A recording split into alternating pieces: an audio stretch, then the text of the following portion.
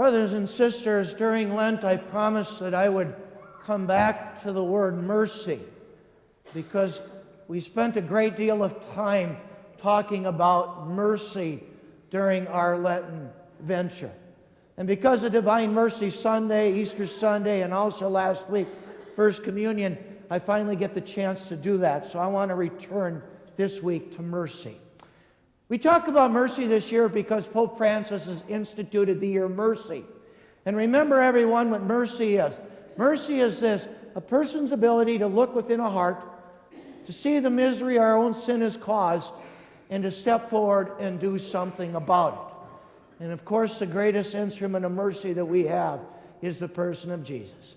Saw the mercy, died on the cross so that you and I could be freed of sin. We also talked about a beatitude about mercy. Remember that one? Blessed are the merciful, mercy will be theirs. There's that axiom in the spiritual life that when we give, we receive. And that's what happens here. When we are merciful, Jesus tells us we are the ones who are blessed. We also hear, everyone, of spiritual works of mercy, mercy that stems from the heart. Today, what I want to do is I want to talk about the work of mercy, and I want to talk about it from the 7 corporal works of mercy. Mercy that you and I can take, and we can put into action in our lives. People, in the gathering space, you will find the 7 works of mercy. What we've done is to try and give you a hands-on way of living out these works of mercy. We've talked about it. Now it's time to say, what can I do? And so what I'm going to do is I'm just going to go briefly through the 7 works of mercy, and I want you to think about and kind of visit the different stations after Mass and say, how can I live these out? So here they are. First 2 corporal works of mercy are feed the hungry and give drink to the thirsty. The ways we have provided to live these out are, first of all, to help with the Hope Cafe. Now, it's a meal offered every 4th Sunday of the month to help the people in need in the Fairmont area. Second of all, to help with the Hope Shop on Fridays from 10 to 1. And secondly, with that, we are also looking for people to help with the Hope Shop so they can be open on Monday evenings. Some people say, I can't come on Friday, so we're looking at opening it up on Monday evenings. And thirdly, our confirmation candidates are providing the opportunity to purchase blessing bags. Okay? What are they? Well, David, Colin, why don't you come forward and you can talk to us about what these are today.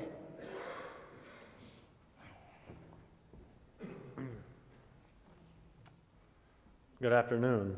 My name is David Stone. And I'm Colin Stone. We are here to represent the 10th grade confirmation class and tell you a little bit about our blessing bag project. It began back in September when we slept outside in cardboard boxes to see what it really felt like having limited means and making ourselves vulnerable to everything around us. It was a chilly night, and we quickly realized that it was not the most comfortable feeling and that we are fortunate to have shelter, food, water, and many other luxuries that others simply do not have. Many people across the U.S. do this every night. We had prayer and reflection that evening to help remind us that we are so fortunate compared to thousands of other human beings in this world.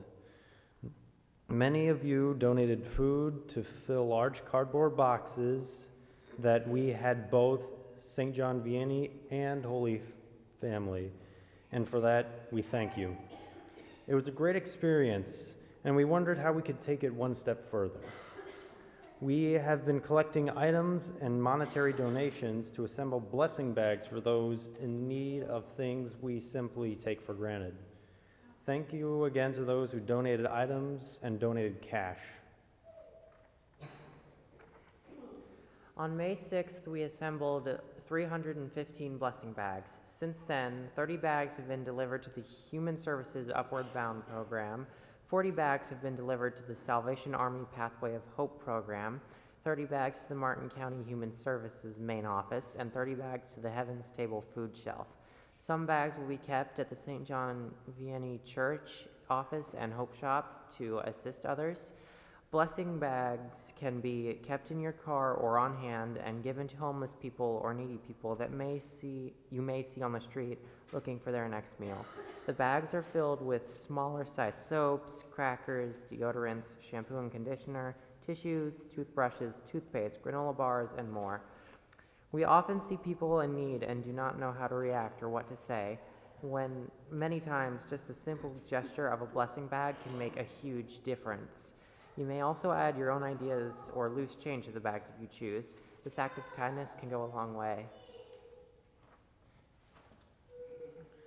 We will be selling the blessing bags after Mass in the gathering space this weekend and next weekend as well.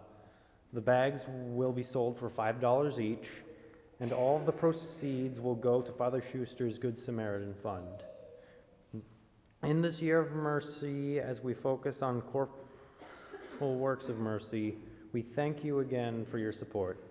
God bless you. You got a bag, Don? Bring one up here. Don's back in the back. I just want to show you what a blessing bag. They've got them packed.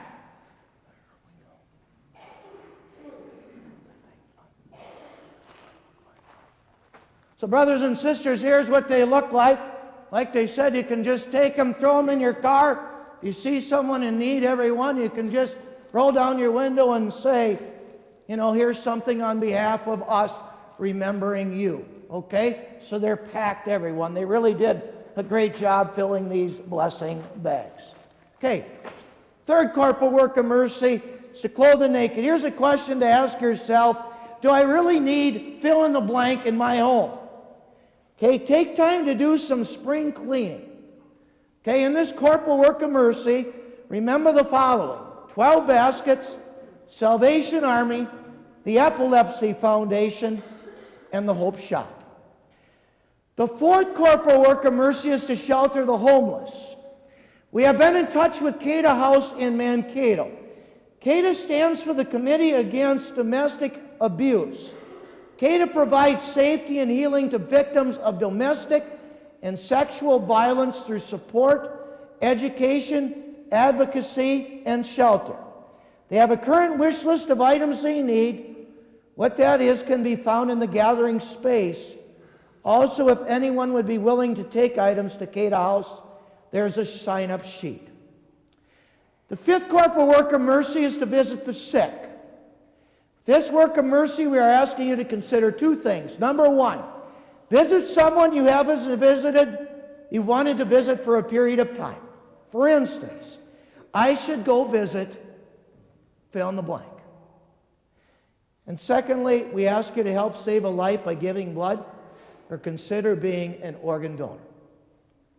The sixth corporal work of mercy is to visit the imprisoned. So I'm going to invite Angela Schultz. You can come forward and speak about being a prayer partner for someone who is actually in prison.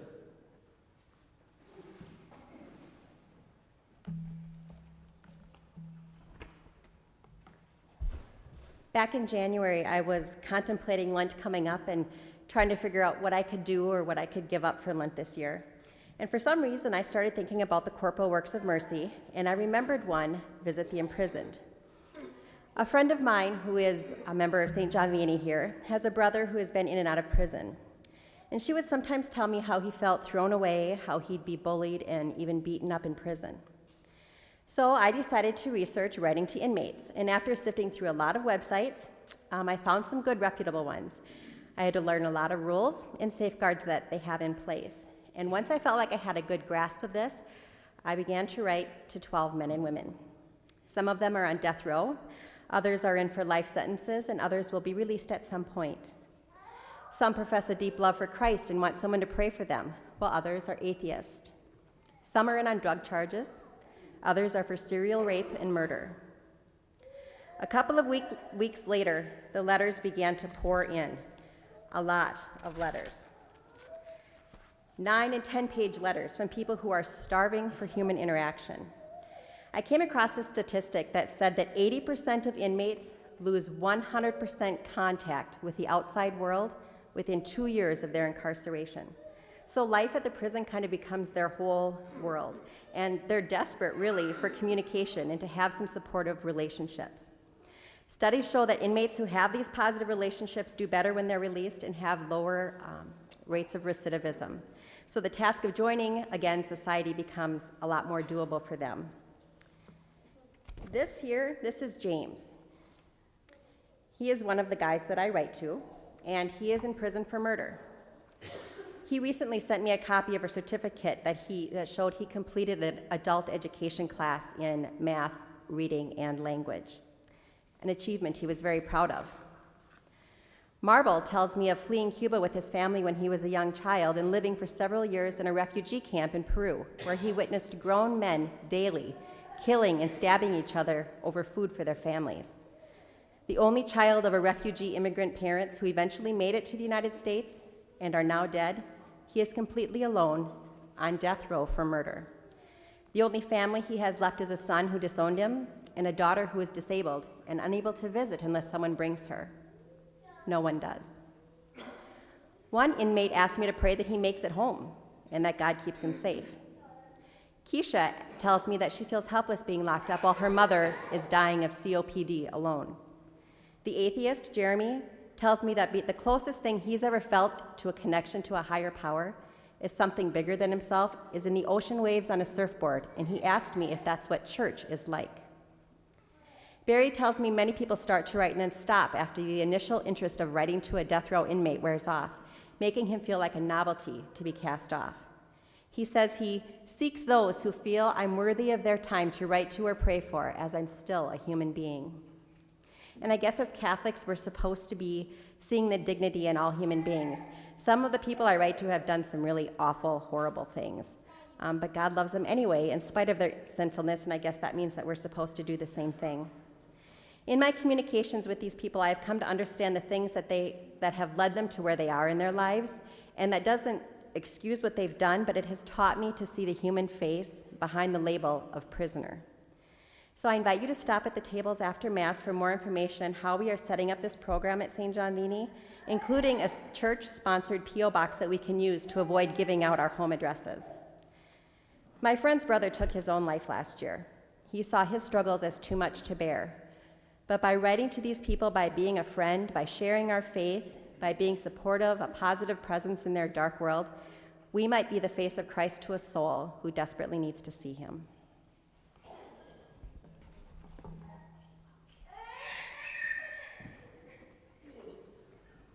And brothers and sisters, the seventh and final corporal work of mercy is to bury the dead.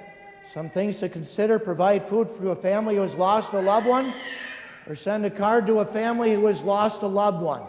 Names of the deceased are printed in the bulletin, so you can look there at corporal work of mercy. Second thing, still looking for people to help serve funeral luncheons. And finally, we are looking for people to help on the bereavement committee. Okay, so thanks for your time. Again, all this information is in the gathering space. Sign-ups are provided, and people will be available to answer any questions. So let's pray for each other, everyone, in this mercy, year of mercy, that the mercy of God be lived now through our lives.